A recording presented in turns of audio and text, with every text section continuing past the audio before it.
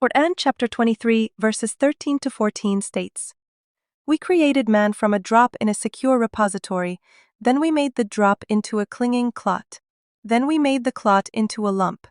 Then we made the lump bones. Then we clothed the bones with flesh." For centuries, critics mocked this description, claiming it was unscientific or outdated. But when we study human embryology in detail, we discover that the Quran was not only accurate, it described processes that modern science only uncovered recently. The beginning, fertilization and the drop.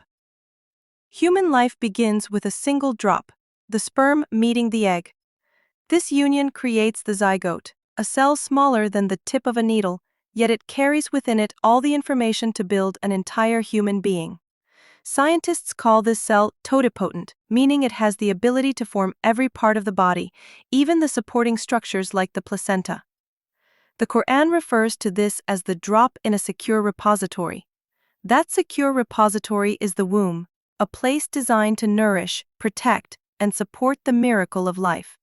Even the language is precise. No human in the 7th century could have described the womb in such terms.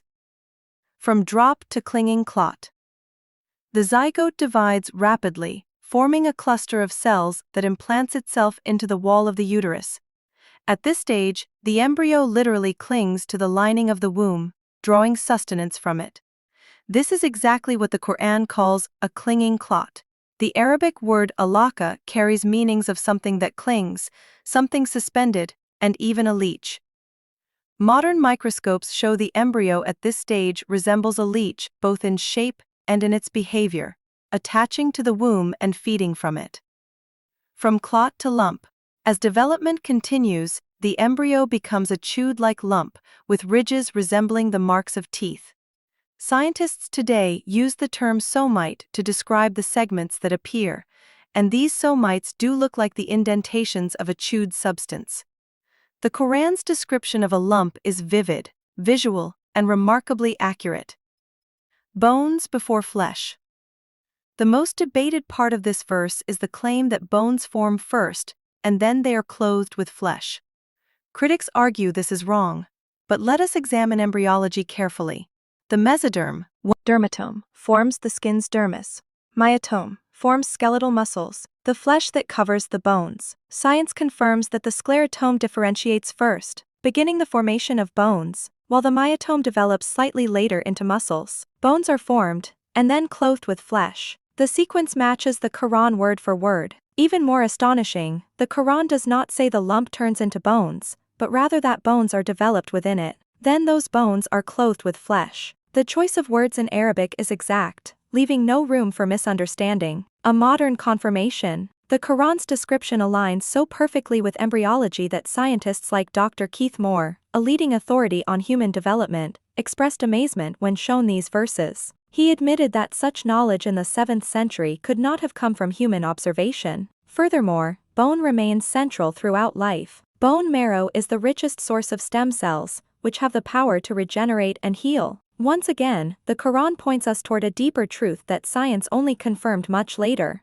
The sun's orbit. Another verse critics often attack is the Quran's statement that the sun moves in an orbit. For centuries, people believed the sun was fixed, stationary, the center of the universe. Today, astronomy has proven otherwise. NASA confirms the sun orbits the center of the Milky Way galaxy at a staggering speed of about 828,000 kilometers per hour, taking around 225 million years to complete one orbit. The Quran declared this reality over 1,400 years ago, long before telescopes, satellites, or astrophysics. The so-called contradiction turns out to be yet another scientific miracle, a personal discovery. When I read these verses, I didn't feel like I was converting to a new religion. I felt like I had finally come home. All my life, I believed in one God. As a Christian, the prayer I knew best was, "Our Father in Heaven." It begins by praising God alone, asking for forgiveness, and seeking guidance. When I opened the Quran and read Al-Fatiha, I found the same message: praise be to God, Lord of the worlds, the most gracious, the most merciful, Master of the day of judgment. You alone we worship, you alone we ask for help. Guide us to the straight path. It was like rediscovering something I had always believed deep in my heart: the mathematical code of the Quran. The Quran is not only spiritually profound, but mathematically extraordinary. Researchers discovered a unique code based on the number 19. Chapters, verses, words, and letters are all connected through this pattern. This structure is beyond human ability, even beyond what modern computers could generate. No other book in human history carries such a mathematical fingerprint. This is further evidence that the Quran is not the work of human imagination, but divine revelation. A direct relationship with God. The Quran insists on one simple principle: a direct relationship with God. No priests, no idols, no saints, no prophets raised above others. All prophets are equal messengers of the same God. The message is clear: worship God alone. This is not a complicated religion. It is pure submission, peace, and clarity. A universal promise. The Quran even acknowledges people of other faiths. Chapter 2 verse 62 and chapter 5 verse 69 say, "Those who believe, those who are Jewish, the Christians, and the converts. Anyone who believes in God and the last day and leads a righteous life will have their reward with their Lord. They will have nothing to fear, nor shall they grieve." This universal promise shows that Islam is not about exclusion but about truth. It is about worshiping God alone and living a righteous life. Conclusion. The Quran does not contradict science. It anticipates it. It does not clash with reason. It invites reflection. It is not mythology. It is guidance and truth. Albert Einstein once said, "There's only one thing more dangerous than ignorance: arrogance." Many who dismiss the Quran without study fall into this trap.